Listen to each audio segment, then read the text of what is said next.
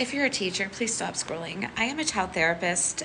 If you're a teacher or you work with kids, I just want to step in and say, when you have that child that is difficult in the classroom, I know it's getting up to the end of the year, and some of our teachers are really burnt out. I see it. I go into classrooms, and I saw it today because when a teacher is giving me attitude about the client, imagine how the client feels, the child.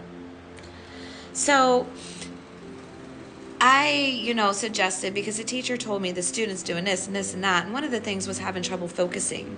So I always give out, my kids have a treasure box. They get to pick a prize, and a lot of those prizes in that treasure box are fidget toys. So he picked out this squishy. He said, some of the students in the class, they have little squishies. Maybe I can have a squishy. Maybe my teacher will let me have that, because we were talking about, what can kind of help them focus. And so he picked out a squishy, a little square squishy, and took it up to, and I told the teacher that he had it and what he had it for. And you know what this teacher told me? He doesn't have ADHD. No, maybe not, but he has trauma.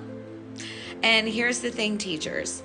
Trauma looks like a lot of other diagnoses, and a lot of your kids that are diagnosed with ADHD actually have trauma.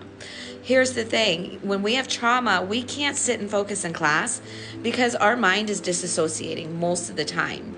Or we're trying to keep our brain from disassociating. So maybe we're talking to other people, we're looking around the classroom, we're getting up out of our seat.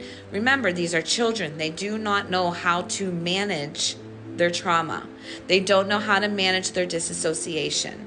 So it looks like lack of compliance, not paying attention, things like that.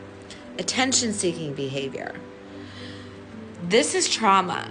So have a little patience, and when a child is acting up, don't say what's wrong with this child. We say what has happened to this child. And that just helps us have a little bit more compassion when we're, managing these behaviors. So I hope that helps. I'm going to continue to spread awareness, and, please share this video out. If you have a teacher, a teacher, or, send it to your child's teacher. Because listen, if I am getting attitude, what I call attitude from teachers whenever they talk about some of my students, if I'm seeing that burnt out, frustration, whatever it is, whatever you want to call it, imagine what the kid's getting. Because I'm only talking to this teacher for literally a minute or two on the fly. So if I am getting like the ick when you're talking about the student to me, because the way you're